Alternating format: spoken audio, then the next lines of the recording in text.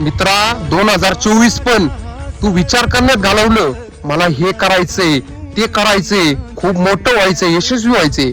अरे फक्त विचार करत बसून उपयोग होत नाही. त्यासाठी कष्ट, त्याग आणि भरपूर सारा संयम ठेवावा लागतो. 2025 फक्त विचार करण्यात घालू नको. नवीन वर्ष आहे. संयम, संघर्ष आणि त्याग, रात्रंदिवस कष्ट करण्याची तयारी ठेवू. 2025 ला तू नक्की यशस्वी होणार आहे. फक्त एवढं लक्षात ठेवू.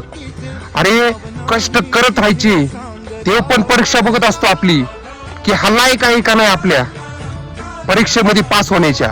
यासाठी संकट, अडचणी, भरपूर निराशा तुझ्या वाट्याला देत असतो देव. पण आपण एक निश्चय करायचंय, जोपर्यंत मी यशस्वी होत नाही तोपर्यंत मी मागच हटणार नाही. एवढी जिद्द कायम मनात ठेवायची. अरे आता तू प्रयत्न करतोय पण तुला यश मिळत नाही, तर तुझं नशीब खराब नाहीये, तुझी वेळ खराब आहे. ही पण वेळ निघून जाणार आहे, एवढं लक्षात ठेव.